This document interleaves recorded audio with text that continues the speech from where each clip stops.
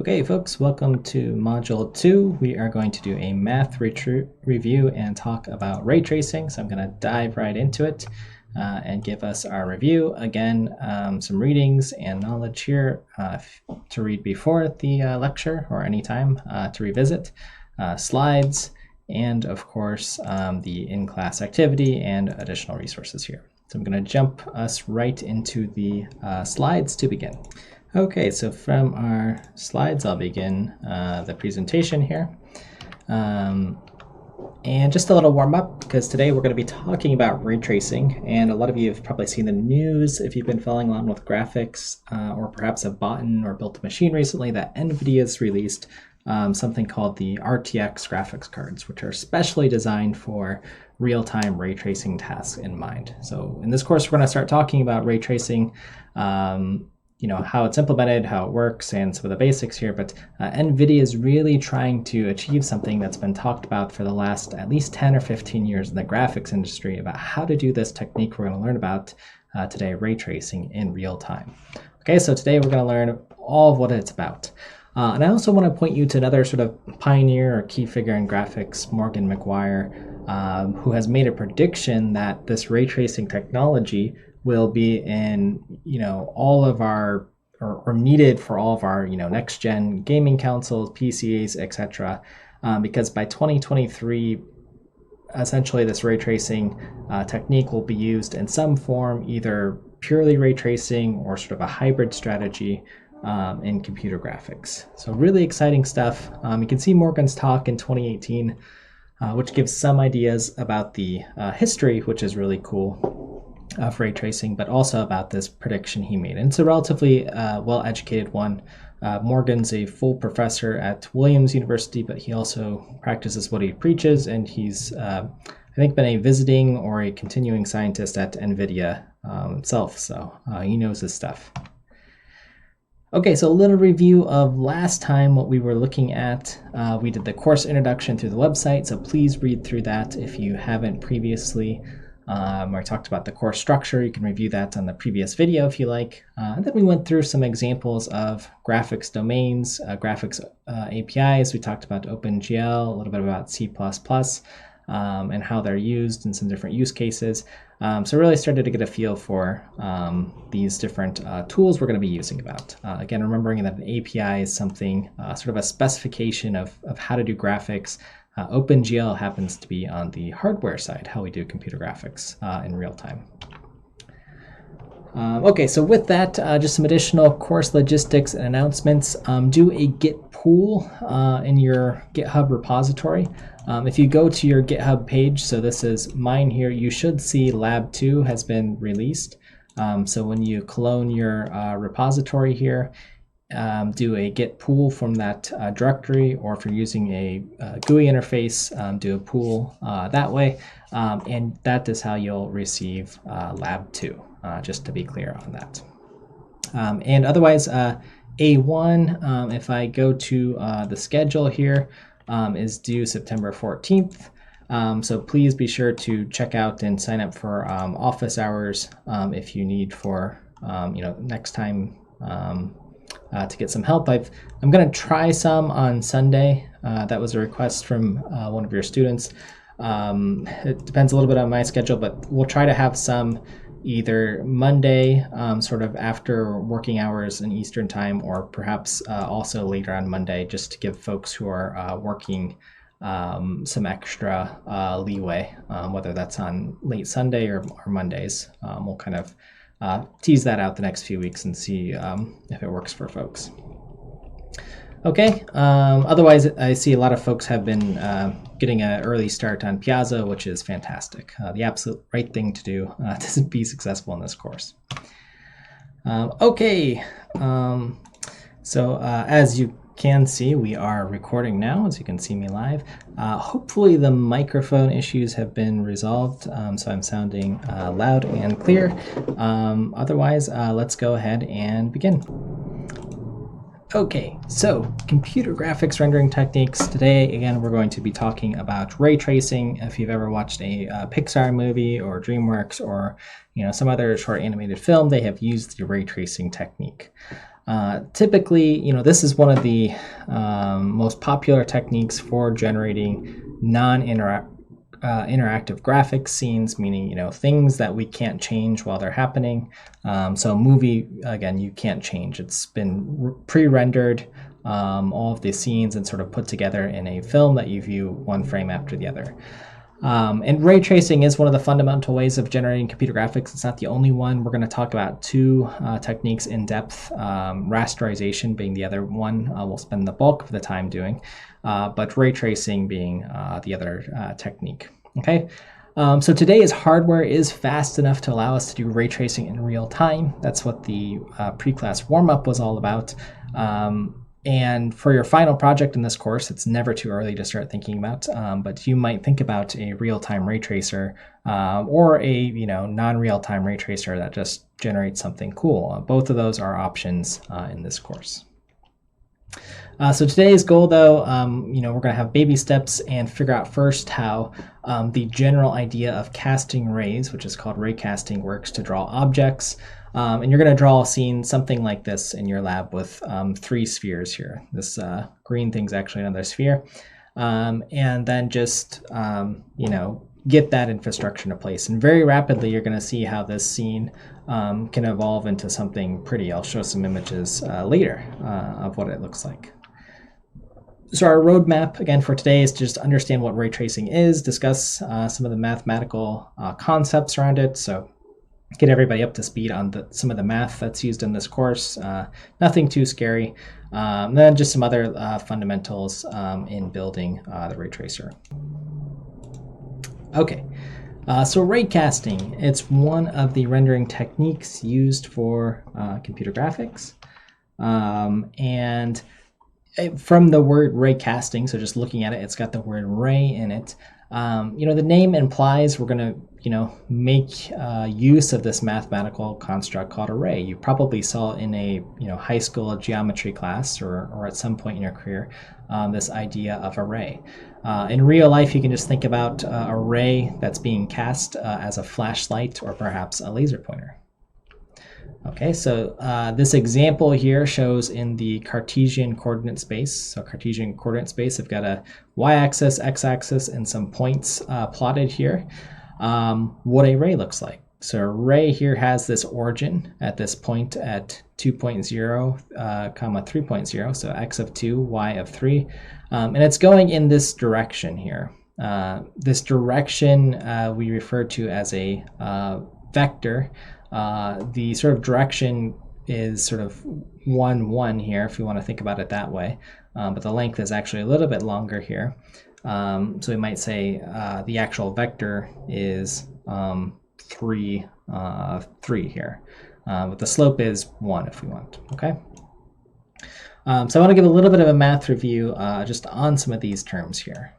So the first is when we're just talking about a single value, say in C++ or in math, we just call that a scalar, just a single value. So float x equals 1.0, or more explicitly float x 1.0. You can put an f at the end of the number in C++ to just say, yes, this is definitely a float. But this is just a scalar value. One single value represents something, maybe your age, your, hopefully not your GPA, but, something like that, just a single value here. And typically floats are fine for this course. What we're going to be using, we might use doubles sometimes, but the precision is enough with a scalar value. Other scalar values could be things like integers, shorts, chars even, just one single value. Okay. So briefly, I introduced the Cartesian coordinate system here with an x and a y axis in sort of a 2D space. This is the most common space we'll be working with in this class, though it's not the only one. It's just a way to talk about plotting points on a graph and sort of understanding where their position is in space. There are other coordinate systems that'll be useful, things like spherical coordinates or cylindrical. Again, if you haven't seen those, I'll introduce them as needed. But this is the primary way we'll be thinking about graphics. So for instance, your window here is a bunch of x and y coordinates. in a 2D space based off your screen resolution, and that's how we sort of represent the pixels that we draw on the screen. Okay, so points in a Cartesian coordinate system. Again, a point is just if we have a 2D space in x and y. If it's a 3D space, it's in x, y, and z. So here is a x, y, and z with x sort of going in a direction, y going another direction, and then z, if you think about this as looking at your monitor, is coming out towards you. And then you have some point in that space here, okay? If you want a little bit of practice, there's some of these links here. The Math is Fun website is surprisingly good at showing these concepts and very easily. So you can play around with some of those samples today. Okay. Okay, so we have our just foundation, what our coordinate space is, just so we're on the same page there. Let's talk about the ray a little bit, because that's what we started with, ray casting. Okay, so ray casting, we're still talking about rays. But again, thinking about that flashlight analogy, we have some origin where the ray starts and then the direction that it's being cast. Okay, so let's say this origin is just that point, 2, 2 or something, and then it has some direction. But how we model this direction, we need to be a little bit more explicit about. And to model that, we're going to use something called a vector. Okay, so here are some basics on vectors.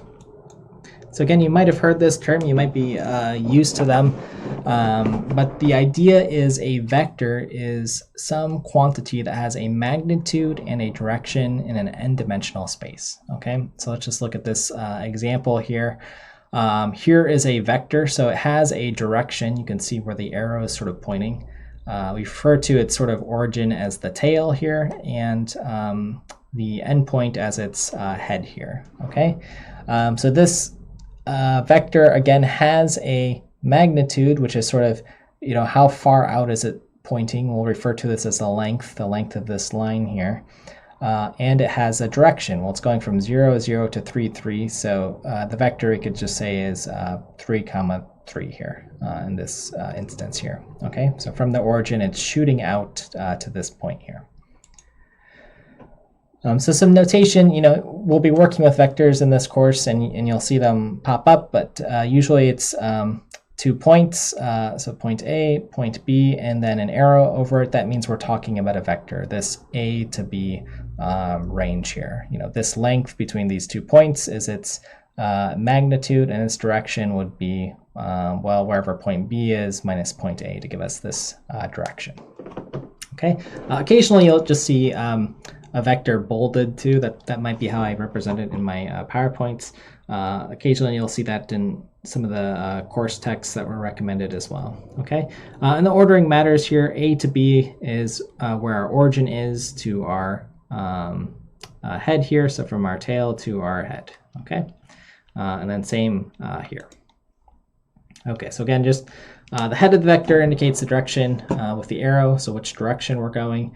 If we negate these, we just flip the direction. Okay, so that's how I can negate this vector and it'll point the opposite direction. That's all this is showing here. If both of these are the same, 2 vectors can have the same direction here, but they might not necessarily have the same magnitude. One's also could be longer than the other. Okay. But a vector can start at any location. So all of these U vectors, they have the same direction and the same magnitude. If you sort of overlay these one on top of the other, the magnitude, again, being the length of each of these vectors, they will be the same, and the direction's the same. But where they start, it doesn't, that can be different. Okay, but for all intents and purposes, the vector, it's still the same thing. Okay, here's just a nice visualization of vectors sort of being used in practice. If you've ever played this sort of famous game, Breakout Or Pong sort of game, it's showing where the ball is heading by modeling a vector here. So here's the direction, and based on the length of this vector, how fast it's moving. So a really long arrow means it's moving really fast. A really short one means it's moving very slow. Okay, so there's an applied use of vectors here. Okay, so with that, again, hopefully we have some understanding of vectors. You have some origin where your vector starts, and then a direction where it's going to be cast. Okay, so that's what we're going to do with our arrays. We're going to have a starting point and cast them in some direction, just like if you're holding a flashlight. Now the question is, and I want to sort of interleave some of this with our examples, is how do we do this, Mike, in C++? How do we start modeling arrays and vectors? So I'm going to show some examples here. And here's a basic representation of a 3D vector in C++, where you've got a class. That means we're creating a custom data type here, vec3, and the associated curly brace. And the data that our class is storing, or the member variables here, are 3 doubles here, representing x, y, z in our Cartesian coordinate space. And then we've got 2 constructors, one just default constructor. So anytime you create a vec3, vec3, my vector, the default one's just going to initialize x, y, and z at the origin, or 0, 0, 0. And then we have another constructor that's just handy for initializing each of the elements to 0, 1, and 2 here. Okay, and then a few getter methods which return the x, y, and z components, which are just in the array. X is the first value, y is the second one, and z is the third value. And const I didn't explicitly talk about, but const means we are only returning values, we're not modifying them in any way. Okay, so this is how we can start modeling a vector. Okay, so again, ray casting, our overall goal is to cast a ray in a direction, but how do we actually draw computer graphics with this by just casting rays? Well, we want to see if when we cast our ray, if we actually hit an object. So here is the origin of my ray, here's the direction it's heading over time, and does it actually hit this red sphere here? If it does, that's some information to us that there's an object there. And that's the information we use to actually draw computer graphics. So if we cast a ray out and it hits a red object at this point, then we should light up a pixel, a red pixel somewhere on our screen. That's the basic idea of ray casting. Very simple idea, but very powerful, as it always is. The most simple ideas can be very powerful. Okay, so if you imagine, again, you're at the origin here and you shine a laser pointer or a flashlight in the same direction, eventually that laser will hit or intersect with an object. You can do this experiment at home, even with a phone light. Just if you don't have a flashlight handy, just shine it around and see what objects you actually hit, and that's information to you. It's telling you a distance, okay, for when this intersection happens with an object. And we can actually record this distance, and again, that's information to us about the pixel that we get. So some point in space here, we want to figure out what this distance is. So we might try 0 or 1 or 2 here, and we're sort of moving along this direction until we get an intersection. Okay. So again, at this point, it might not be clear how I generate a graphics scene using this technique, but let's just look at some examples in 2D first. Okay, so ray casting in 2D, just to help you visualize what's going on. I have this character here, this teal-shaped character, and it's looking in a direction. This could be you spinning around in a room. And I'm casting this sort of cone-shaped, this darker gray shape here. And at any time it hits one of the white blocks, which are solids, let's say here, you see that we're not casting rays further because we've intersected with something. It's a white block. So in our scene, when we're looking in that particular direction, we should color some of our scene with this white block here. Okay, that's the basic idea of casting rays until we intersect with some object.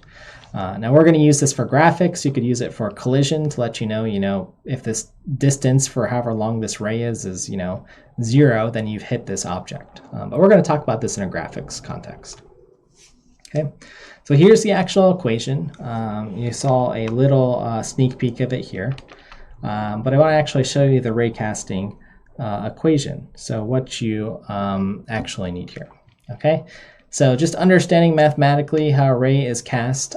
P here is a point. This is your origin, or rather, P, excuse me, is just a 2D or 3D position. And then here is your ray, the second part of the equation. Right? We talked about a ray having an origin, that's A, where we're starting from. And then B is the actual direction here of your ray.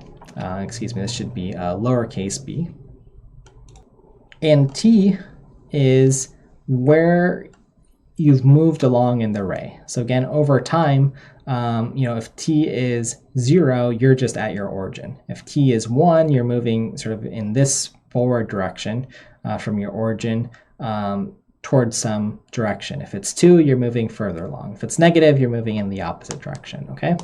And then P is just the 2D or 3D position where you're trying to then intersect with. So over time, you're seeing if, what point you're at here. Okay, so again, notice in this equation, though, we are multiplying a vector by a scalar here. So we need to talk about how that works with vectors. And we are doing addition with vectors. So we want to do a little review on how do we add vectors so we can actually cast our rays. Okay, so here's the basic vector operations. So vectors can be added together. And luckily, this is relatively simple, but I've got this blue vector here, say it's 2, 3, 0, and this other red vector here, 4, 1, 0. So this is in 3D. And to add them together, we just do it component by component. So I add 2 with 4, I add 3 with 1, and 0 with 0. And if I add all those components together, it puts me here at 6, 4, 0. So that's it for vector addition, just one component at a time you add. If you want, it can be useful to think about visualizing just taking one vector and adding the, from the tail, adding it to the head of the other vector that it's being added to, okay? So the blue x plus red x, you can think of this component-wise or otherwise just positioning one vector at the head of the other, okay? This vector's tail at this vector's head. Here's just another view of vector addition. In this one, so I'm adding vectors u plus v. So I add to vector u, v by just sliding it over again to the head here. And you can see this is our final point, okay? And you can actually draw this new vector that you have by adding the two vectors together from the tail of u to the head of v, okay? If that's mixing around too much terminology, just know that you're adding each of the components together individually. The x of the u with the x of the v, the y of the u with the y of the v, and so on, okay? Now, addition of vectors, we're going to use them in terms of ray casting or start to use them, but, think about how you are actually using this in games or other applications. If you have this Mario character jumping, you're modeling that as a vector. So going from this position and just saying, I'm going to jump initially 1, 3, maybe do the double jump at 1, 2.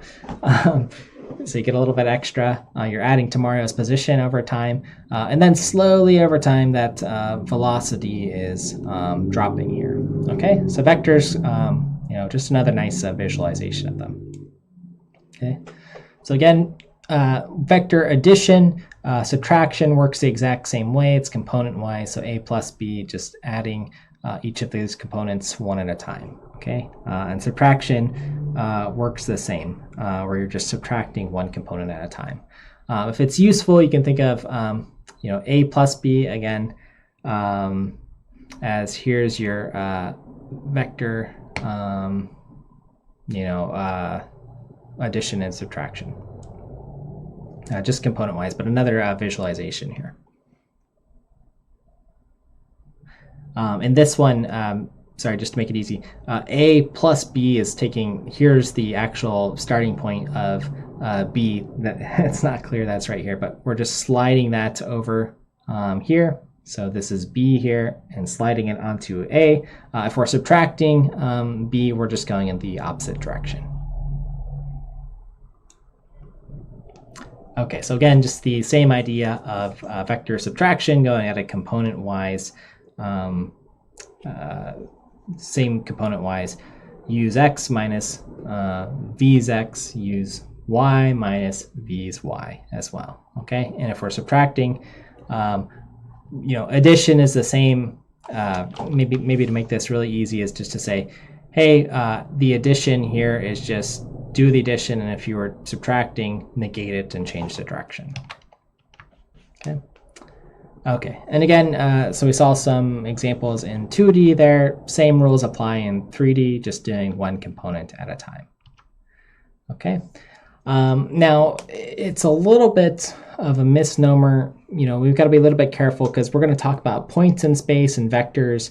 A point in space, in 3D space has an x, y, and z. A vector has an x, y, and z. But we have to be careful about what operations we're doing. Meaning, a direction plus a direction, adding two vectors gives us a new direction. A direction minus a direction, well, we saw we can do subtraction. That gives us a new direction. A point plus a direction moves that point, so it gives us a new point. This was Mario, for instance, who is a point, jumping, and we got a new point where Mario's location was. A point minus a point gives us a direction, so where we're going. But a point plus a point doesn't really make sense. We can't add 2 points together. So just a little note on that and the sort of notation. Okay. Now with rays, again, we are doing some multiplication by a scalar. We were multiplying by t. But the way vector multiplication works, it's by lengthening the vector. Okay, so vector multiplication by a scalar, we're just multiplying through some value k each of the components here. Okay, so here's a sort of an example if you want to think about it. If you're throwing a baseball or a football or bowling, perhaps is a better, bowling in a perfectly straight line. If you're bowling twice as fast, the ball moves down the alley in the same direction, but twice as fast. The magnitude has doubled. Okay. So here's how it looks in the sort of math notation where s is some scalar that we're multiplying through the x component, the y component, and the z component of vector A. Okay. And here's just another visualization, again, showing you that the vector is being lengthened by twice as much when you multiply by 2. Okay, so you're just sort of adding, if you, again, want to think about this or visualize it, this vector, again, sort of grabbing it once and then adding it to the tail and the head here, and then stretching it out. Now, you don't have to multiply by a scalar by all the components. There is vector multiplication by what's called a non-uniform scalar. So occasionally you'll see this symbol here, which is multiplication by non-uniform scalar. So just that you're aware of that. Okay. And the final operation that I want to show that we've talked about, or I've used this word, is the magnitude, which again is the length of a vector. So how do I compute the length of a vector? Well, I take all of the components, I square them, a squared, a's x component squared, a's y component squared, and a's z component squared. Then I take the square root of that to ensure that I get a positive number, and I get the length of this vector. Okay,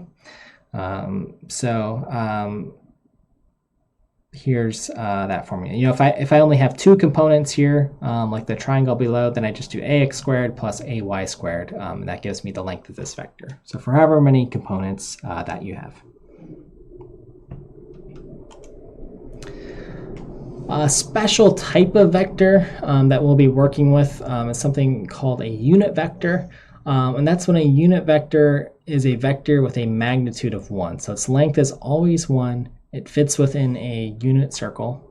So you might remember unit circle from your math days. But we get the unit vector u by taking a vector and dividing it by its magnitude.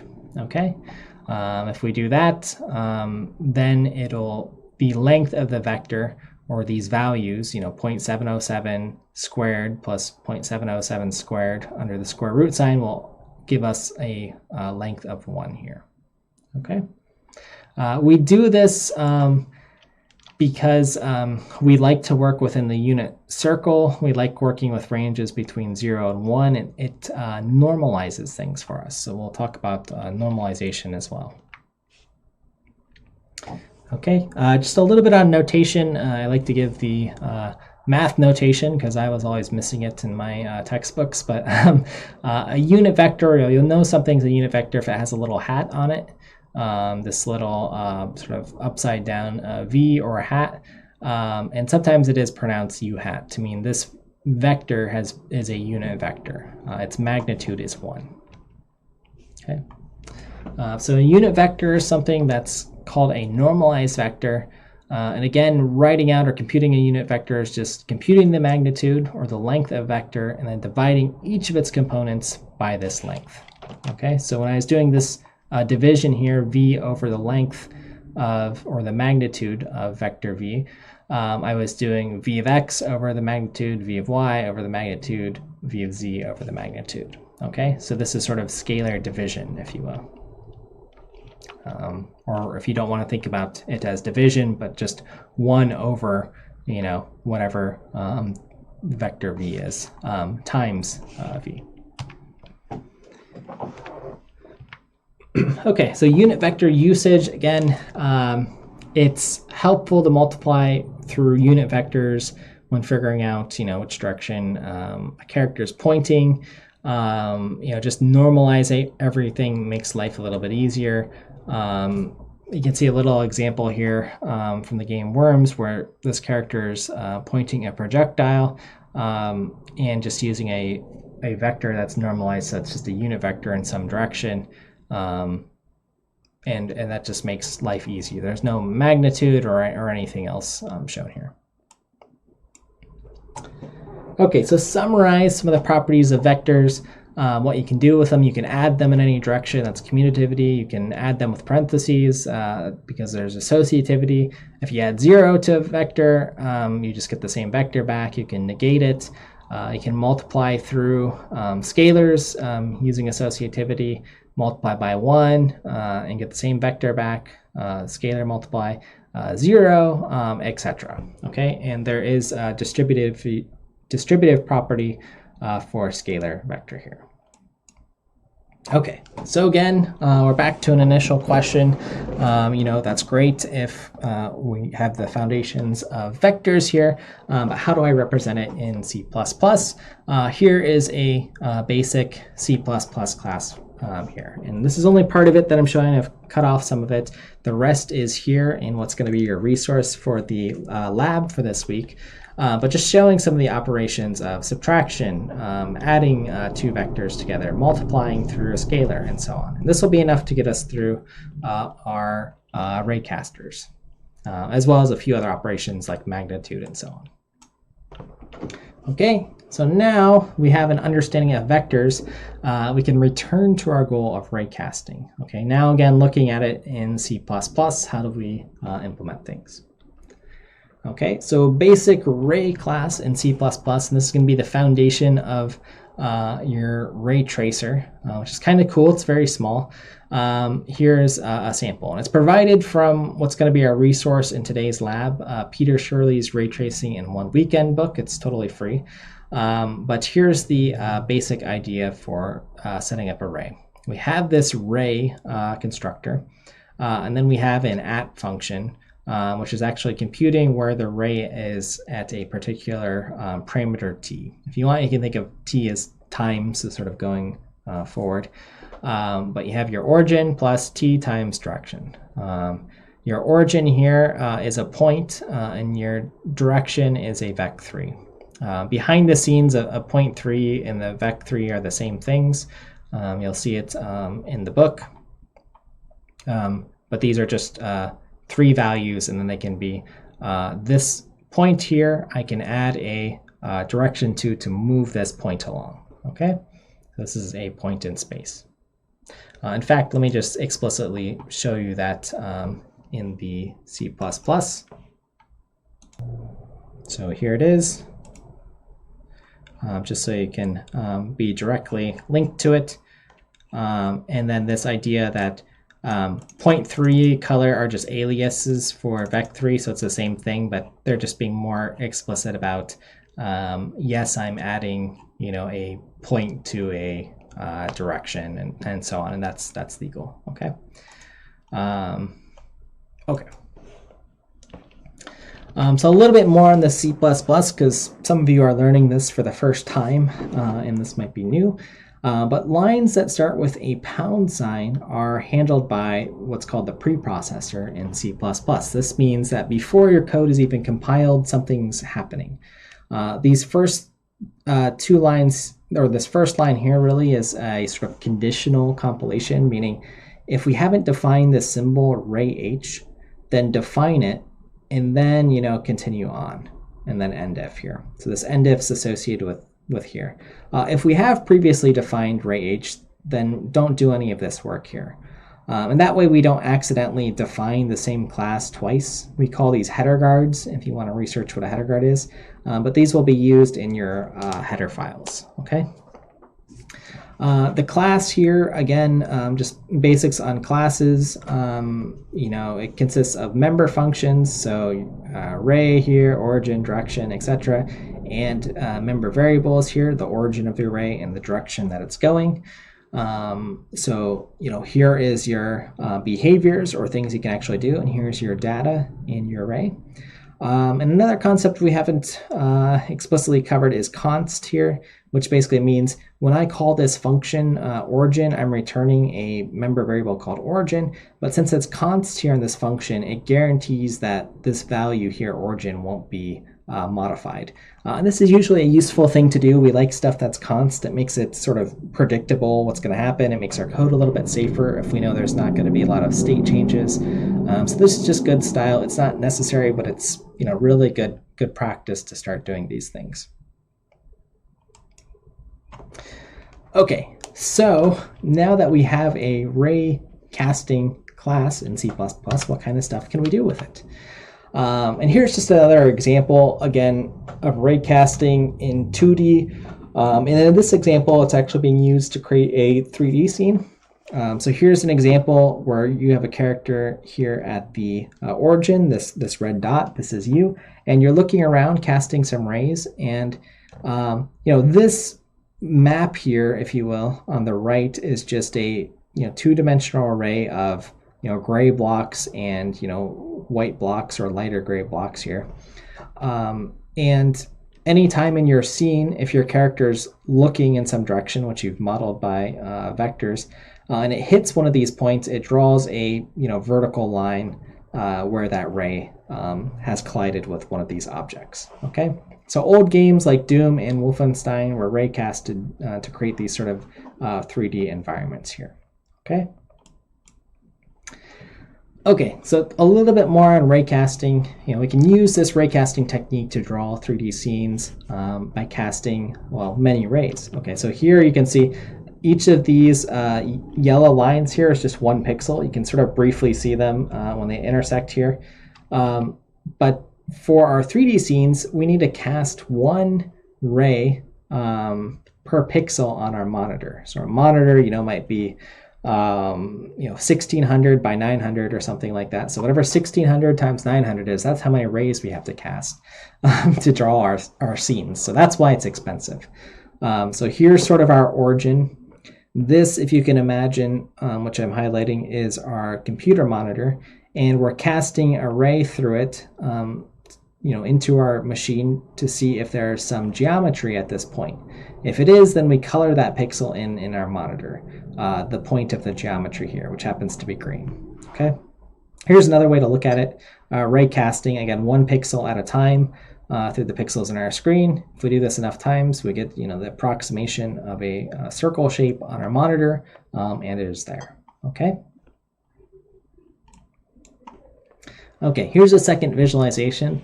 Again, here's you. If you want to pretend that you're standing, again, behind your monitor and casting rays into the screen.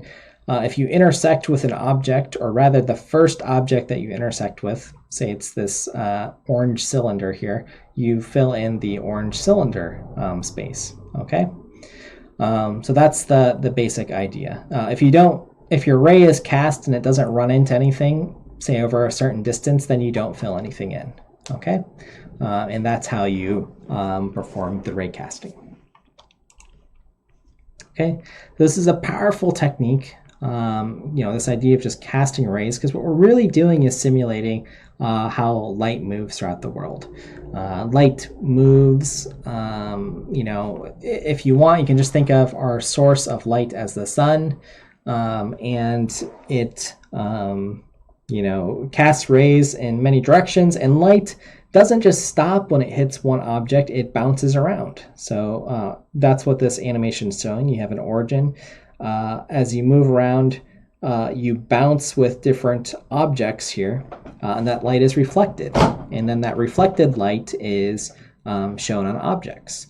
In fact, this is how other things can be modeled, like reflections or shadows, and how dark the shadows can be. So ray casting is a really powerful technique for us.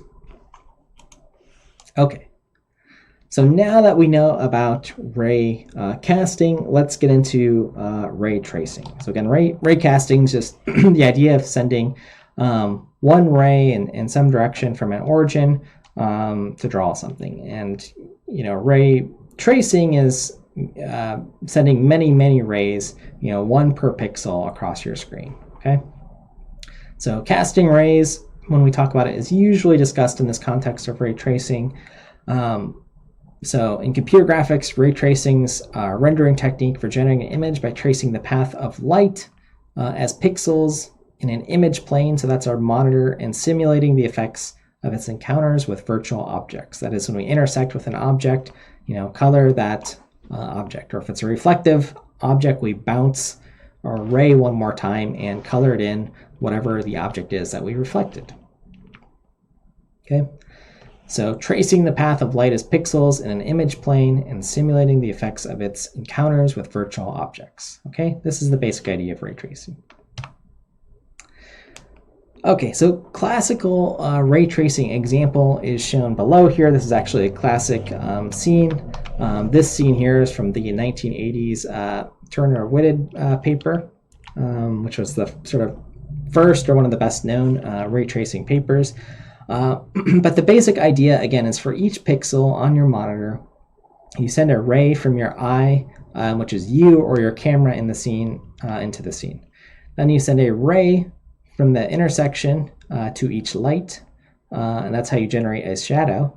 So for instance, if I'm at my cursor here and casting a ray and I hit about this point, I'm going to then reflect that ray towards a light source. And if I do find that light source, that means, we shouldn't really have a shadow here, or at least a dark one. If I don't find a light source when I reflect, then I want to make this pixel a lot darker. Okay, that's the idea of point number 2. And then for each pixel, you could spawn a new color ray for each reflection and refraction. So let's do that as an example. Again, I'm casting my ray. You can kind of follow my cursor into the scene in this direction here. I hit this reflective object, and then I'm going to cast another ray where I reflect at the angle. And if I hit this object, well, the pixel color here is going to be what I reflected against on this object. So that's why I get this shape here. Okay, that's the basic idea. We'll understand it a little bit better as we implement it in the next lab, but this is the idea of ray tracing. Okay, let me show you some examples to get us excited about this. And this is something you can implement, this scene here, by the time you finish the Peter Shirley book. I'll talk about that. That's going to be our lab going through this book. The book itself is actually only 40 or so pages. You'll do about half of it for lab, this second lab. But again, here's an idea showing lots of nice reflections here. Here's another example. This is sort of a classic. They call this the Cornell box. So you'll see graphic scenes like this with two spheres here. And this is what folks consider the sort of holy grail of computer graphics, this idea of global illumination. That is, you have a light source here and you can light everywhere based off of this light source. So you see how under this sphere, there's not a lot of shadow because it's actually getting some of the light here or even on the wall. So this is actually a pretty complex scene here for just two spheres in a box. You can see some of the shadows here softly lit on the corner. Here's sort of just a difference of with and without ray tracing simulating light. So you can see the enormous difference in quality. If you look at things just like these bottles or things that have materials, when you turn on and off ray tracing in this scene. So quite impressive visuals here. You can see the lights that look like they're coming through a window and showing on some of the parts and the shadows. Very cool stuff. Okay. Modern game engines are starting to take advantage of sort of a hybrid ray tracing approach. So adding ray tracing for lights here. So here's just an example again of ray tracing on versus off.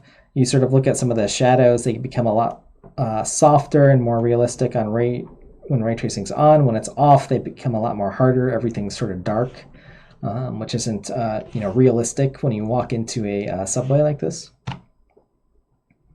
And as mentioned before, movies really make use of ray tracing. Again, it's just how we get a higher quality. So here you can just kind of see, this is kind of just showing from start to finish. You start with a pencil drawing. Here's some models. Here's sort of a real-time rendering of the objects. And then here's sort of the ray traced visual here. Just again, you can see the shadows and all the cool stuff going on here. Okay, a quick aside too that, and I mentioned this briefly, but ray tracing or ray casting can also be used for sound applications. So if you want to model how sounds move through an environment, you can do that. Again, we're primarily focused on graphics, but those of you with music backgrounds might also think about this. How rays are sort of like sound bouncing around in a room, and that could be another way to model sound in a game or an interactive environment. Okay, so let me give you a summary of what we've discussed here. We haven't talked a lot about rasterization. We'll get into that after we finish ray tracing. But this is a nice sort of what's the difference. Rasterization is the OpenGL graphic stuff we're going to do for most of the course. Ray tracing, sort of the high quality for each pixel. What are we doing here? Okay, so for ray tracing, understand that we're looping through each pixel, one pixel for every pixel on our monitor, or however big the window is. And then we're trying to figure out which object did we intersect with when we're casting those rays. For rasterization, it's a little bit of the opposite approach, where we're just looking through our scene and saying, hey, for each of these objects that we've drawn, draw on our screen the pixel that's closest. Okay, and we've got some tricks for doing that. Which is better doesn't really matter.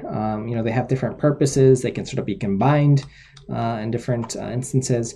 If you look at these two scenes, here's the rasterized version, here's the ray tracing version. I bet you really can't tell the difference. We could do a more expensive ray tracing simulation if we want to get more cool effects, but this scene that's rasterized, we can run in real time, much more likely. Okay.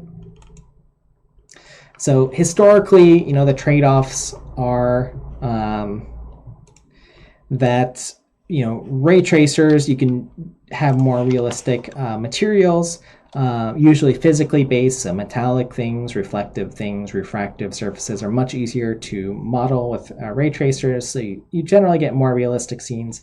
But since you're getting more realism and doing more computation, this slows down how fast you can go. So real-time ray tracing is really a lot harder to pull off. So usually it's used for non-interactive scenes, films. Rasterizers, on the other hand, are less realistic. We're using graphics tricks to render things fast. But you can do things much faster and in real time, for simulations or games. Rasterization is the approach. Okay, so at this point, I want you to, you have all the tools you need to complete the in-class activity. So you can go to in-class activity, click this link here, and you'll see the questions for it. And otherwise, if you haven't given yourself the time, go ahead and take a break, if you're watching this video straight through. And I will continue us with the lab here, okay? Okay, so hopefully you took a break and paused or have been pausing as you needed. And let's continue, and I want to talk to you about what you're going to be doing for your lab. And you're actually going to be implementing a simple ray tracer. And I say simple, but you can actually generate pretty realistic scenes pretty quickly. By the end of our lab 3, you'll generate the scene on the cover of this book. So this portion is based off of the Ray Tracing in 1 Weekend book. It's a free book. It's online. Peter Shirley is one of the experts in graphics. I think this is an excellent way to learn C++ and graphics early on. So we're going to start with this. So how we're going to build our ray tracer. Again, we're not going to use any graphics APIs. We're not getting into OpenGL yet. We're not getting into any of that stuff. We're just going to work in C++ code. In the repository, you'll have a build.py file you can use where you make code changes, compile the code, run the code, and then view an image that's output as a PPM on your display. And that's your ray tracer, sort of one image at a time. Okay, so again, outputting an image, we know or will know by the time you finish assignment 1 how to output a PPM. The Shirley book actually gives you some hints, so if you need some help on A1, I want everyone to be successful, so we can get some hints there. And then you're just viewing, again, your PPM images in a program like GIMP, or you can just do display my PPM, or some operating systems just natively show PPM images. Okay, so here's a code example for generating PPM image, P3, and displaying it, okay? And we only need one image at a time for a ray tracer. That's all we're worried about right now, just drawing one scene really nice. Just a note, if you want, you can use a third-party library called GLM. In my sample code in the lab, you're going to see GLM, the Vec3 there. Otherwise, you can use that vector class that I showed earlier, or the one that you'll write from Peter Shirley. That's totally fine.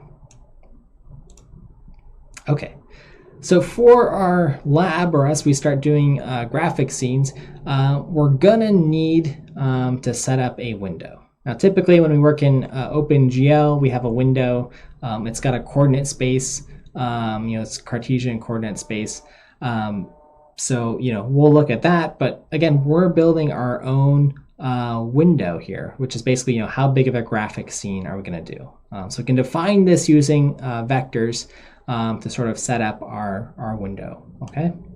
So we've got to create everything from scratch, the whole graphics pipeline that we're going to go through. But it's not too bad. So here's the window code. And then next, now that we have a window, we talked about raycasting being sending rays through that window. So that's what we actually need to do. So we need our ray class. Okay, so I've given you a skeleton. You can look at the Shirley book if you like, and figure out how to cast some rays here. Okay, and the key equation, again, is this sort of point at parameter, or just in the Shirley book, which is called at function. That's going to test if an intersection occurred with any of the objects in our 3D scene. Okay. Okay, so that's great. We have some rays, we have a window, but now we need to figure out, how do we draw some shapes? What are we actually intersecting with? So if I want to intersect with a circle, for instance, how do I do that? Okay, so we have to figure out how to draw this looks like a circle on 2D space, but it's actually a sphere. So there's an equation for procedurally, that means, using an algorithm to draw a sphere. Okay, with a radius r and an x, y, and z coordinate. Okay, again, maybe something you looked at in geometry, maybe something you haven't looked at in a while, but the idea is to draw a sphere. We have its position here, with its x, y, and z coordinates, and then where the center is. Okay, and we multiply these and set them equal to the radius, and if the point falls within the radius, that means we have a sphere. Okay. So here's the equation for drawing a sphere here. Okay. So you can use this. We'll talk more about some of the math, the things like the dot product, but dot product is just multiplying each of the components of two vectors together. For now, you can just use this equation to generate the sphere. The Shirley book talks a little bit more about it, but I just want to get us up and running here. Okay, so using this equation here, we can then start testing if a ray that we cast intersects with any point on this sphere. Okay, and we're doing that by just testing, if there is basically how many intersections there are. So here is our equation for drawing a sphere here. And then we're just seeing at any point in time if a ray intersects with this sphere. Okay. So there is a function that'll help you here. It's called hit_sphere to test the collision of a ray with a sphere. You'll return 0 if there's no intersections, 1 if there is one intersection with the sphere, or 2 because a ray can go all the way through the sphere. And usually we just care about the first intersection that occurred, so we know to light up a pixel here. Okay. So I'm going to leave this here a little bit as a review of some of the algebra for solving basically the quadratic formula and finding solutions to an equation. Because again, what this is doing, let me go back a slide here, is just determining if I find an intersection here. That's one solution for the equation here, but I could have as many as 2, sort of the front or the back of the sphere here. Okay, and if I find the solutions, I write the pixel to the screen. Okay, so the goals for the lab, the sort of part 1, if you want to break this into pieces, is to implement the ray class, draw a sphere using a color function, and then start moving on to part 2. So here's a few helpful resources on ray casting as well. Some common gotchas, even with just starting this, again, is you're not going to see any changes on the PPM image that you draw unless you save your code, recompile, and rerun your actual program that's generating the PPM image. So just keep that in mind. Okay, so the next part of the ray tracer, moving on to step 2, is it's great that we have a circle, but we need a sort of camera that looks at the circle and gives us some sort of perspective view. Okay, so we're going to do this by adding what we call normals to properly shade the sphere. Okay, but we need to know where we are looking at the sphere first. So we have a camera. So you set up the camera. Here was the window, and from our camera is where we are casting the actual rays. Okay, and that's in this getRay function. Okay, provided for you. So from our camera, we cast rays and see if they intersect with our object. There is an abstraction for spheres. That's the next thing to add. And I just sort of have a note here that, having any sort of abstraction with an object, we'll do this later with OpenGL as well, makes our lives a little bit easier. Again, spheres are just shapes with a center and a radius. And then we saw that procedural equation for how we should generate those in real time. Okay, so hitting a sphere, again, this is one of the key pieces of the code from last time, just sort of figuring out, did an intersection occur? This can take a little bit of time to wrap around, so I want you to try to work through it. I'm giving you the sort of high-level overview for the lab portion of the course.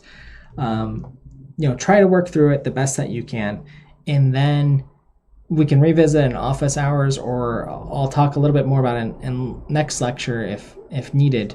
But just try to understand what's going on if there is an intersection or what we're returning here. Again, thinking about your quadratic equation here. Okay. So for your to-dos for your lab is then going to be able to create your camera and then create 3 sphere objects, add those to the scene, and then draw them. Okay. But we're missing one other thing that's going to really help enhance our scene and make it a lot more interesting visually, and that's to draw the actual normals, or at least make this sphere look more 3D. Okay. So so we're going to have a scene abstraction again where we can draw all of our objects.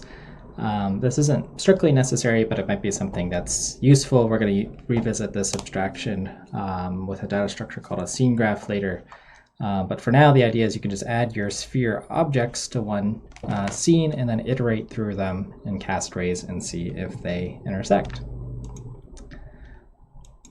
A vector, I'll just note, is a C++ data structure. It's a container. You can sort of think of it like an array, but it allows you to just add things to it nicely.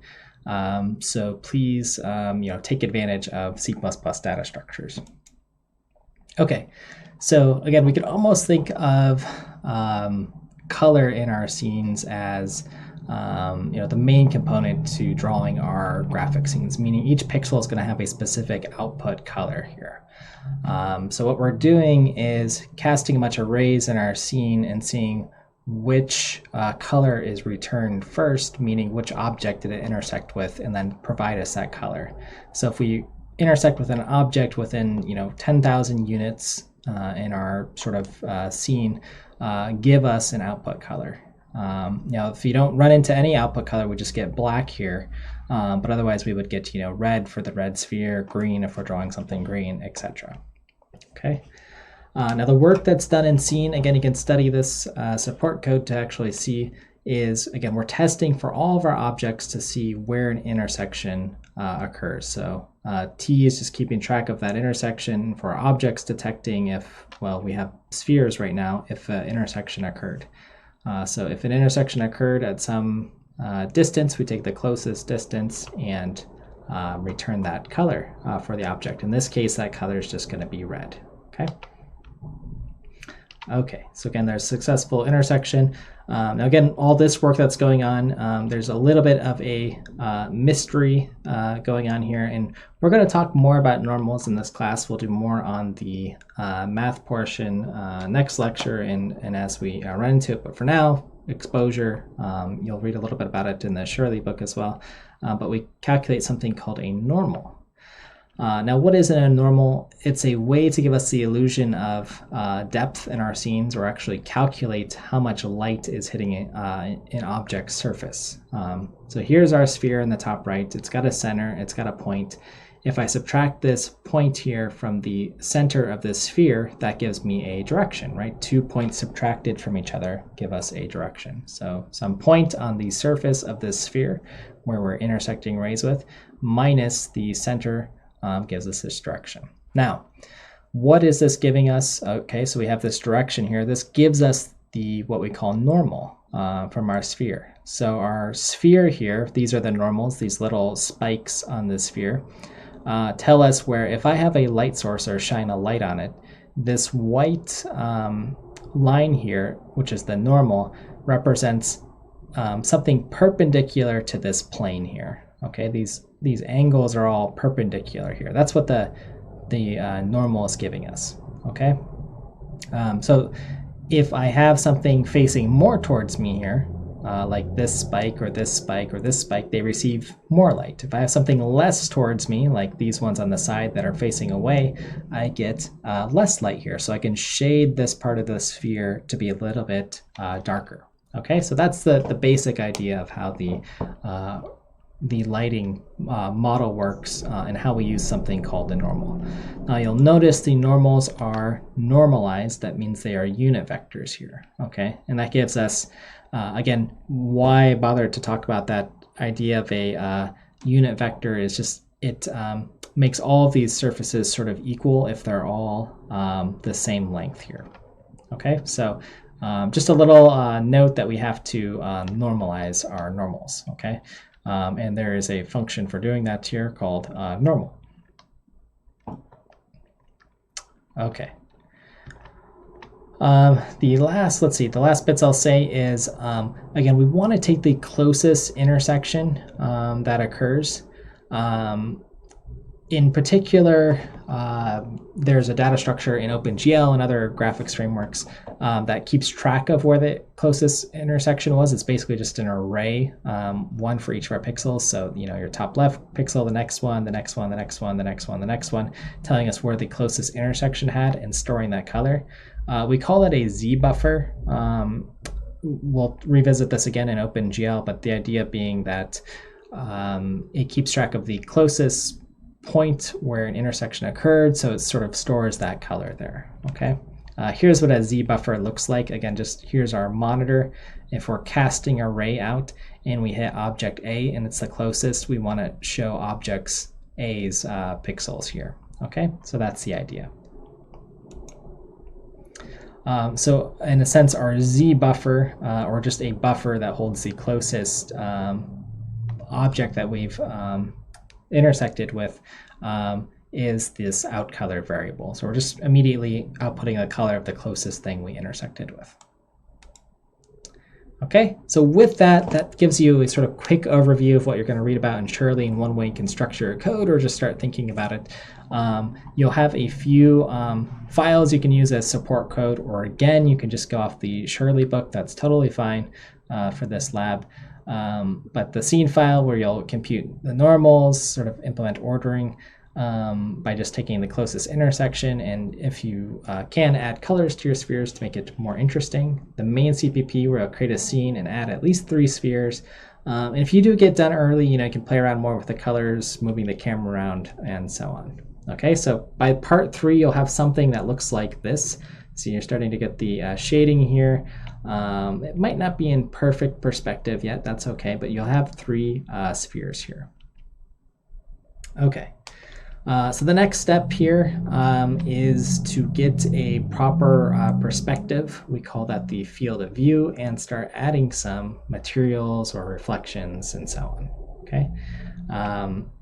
So the first step I might consider to do this, again, you can read about it in the Shirley book if you just want to sort of look ahead. Again, the goal is just to render 3 spheres here for your scene, but you can add a color attribute to your sphere, and that stores red, green, blue, or whatever, and that'll be output from the sphere. Okay. Field of view, previously we were getting sort of a squished scene, but field of view is how we view the world. So in order to fix this sort of squished view that we saw, we want to make sure when we're casting our rays, we have some sort of perspective. Because when we see things in the world, the further away they are, the smaller they should be. And the closer they are, the bigger they should. And that gives us a perfectly spherical shape if we honor that. Okay, so we're going to create a sort of viewing angle of how we see the world. We see the world in roughly around 45 degrees works well on our computer screens to monitor the world. But your field of view is how well you can see in your peripheral vision as a human, if you want to think about it that way. Almost 180 degrees. Okay. So here's field of view sort of drawn to give us perspective. Again, we have a camera. This is our origin point where we're seeing the scene and projecting from. And then the field of view is this angle here for how big this box is. We call this the view frustum. Okay, so the field of view y angle is sort of going up and down how wide we are, or the x across the x-axis. Typically, we just set one value and it creates this pyramid here. Now, the pieces that we have here is the camera. This is where we are, and then we're looking down this scene. We have something called a near clipping plane, which will sort of clip off stuff if we're very close. What this means again is if you hold up an object very close to your face, and I'll bring me in to do this, something like something small, like a chapstick I have here. If you put it up close enough to your face here, you actually won't be able to see this object. That's sort of like your near clipping plane. And then the opposite is your far clipping plane. If you put something way, thousands of miles away from you, you can't see it. And that's what the far clipping plane is here. Okay, so again, we're going to review this and see it again in OpenGL, but I just want to define some of these terms for you. For half width and half height, this is the sort of aspect ratio of your screen. That is how wide your screen is here in pixels versus how high. That gives you the aspect ratio. So again, we're trying to compute a sort of perspective view. I'll use that word for now. In our screen, and this is how we need to compute what this aspect ratio is, so we can draw the correct a sphere that looks like a sphere instead of the squished sphere. Okay, so let me remove myself here. Okay, so with these things we can set up a camera to look into our world. We have the sort of lower left corner of our camera, the horizontal width of our camera, and then the vertical, how big our camera is going to be. Okay, so we're almost there. We almost have a camera now instead of just sort of an eye at the origin that's looking down through the world. Okay. So what we're going to do is set up a basic camera here. And there's a few components to the camera.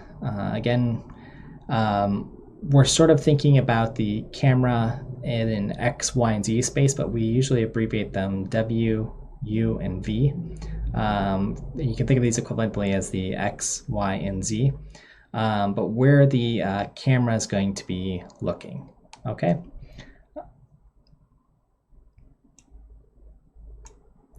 Okay. So if you made it through this far, that's great. This gives you again, high-level overview of the first 23 or 24 pages of the Ray Tracing in One Weekend book. Your goal, again, is just to render at least 3 spheres as shown above here. I've provided a little bit of a sample code, and you've got a little sample overview of what can be done here. So let me bring myself in. Obviously, this is a lot of graphic stuff and math thrown, but we are going to revisit things like normals, cross product, dot product, some of these things that are going to be sneaking in. But I want you to see them at least once in the context of how they're used in the Shirley book, and then we will review. Again, if you have any troubles, we'll look through again in office hours and should be good to go. Okay, if you're really enjoying the ray tracing stuff and want to work ahead, there's a bunch more books. We're going to try to finish off the first book, but these next books might be good candidates. These 2 are free, like the other one, for your final project. So again, you can start thinking about some of these things quite early.